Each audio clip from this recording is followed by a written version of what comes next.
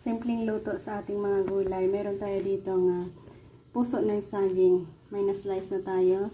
And then, meron din tayong saluyot, papaya, okra, sigarilyas, long beans. At ang ating isasahog dyan ay ang maliliit na hipon. Kalkal.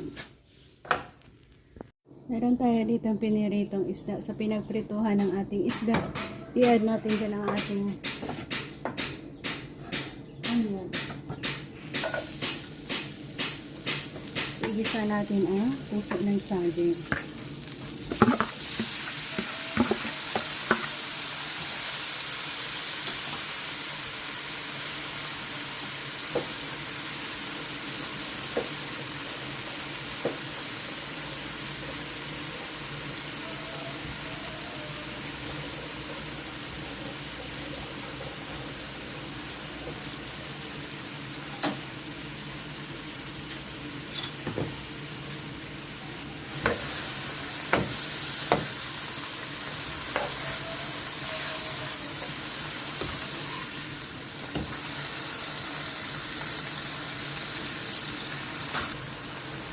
Lagyan na natin ng tubig.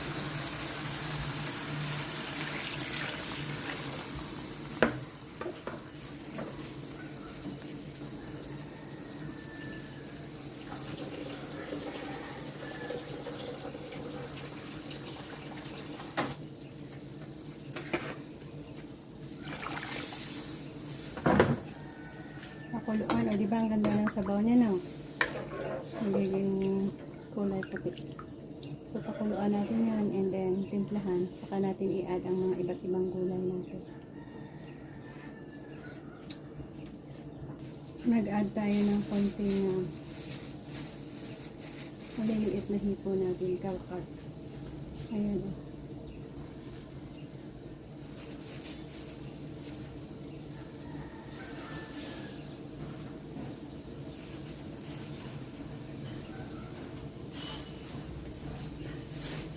Not too much.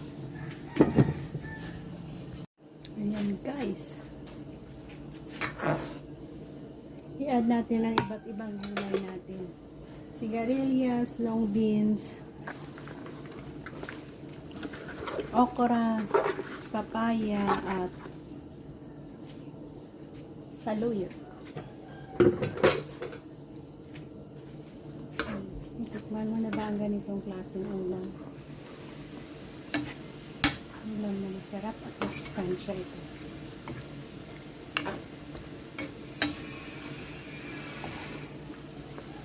Yan, pakuluan hanggang sa makuha natin ang saktong luto. Namit. Sabaw pa lang yan. Asin.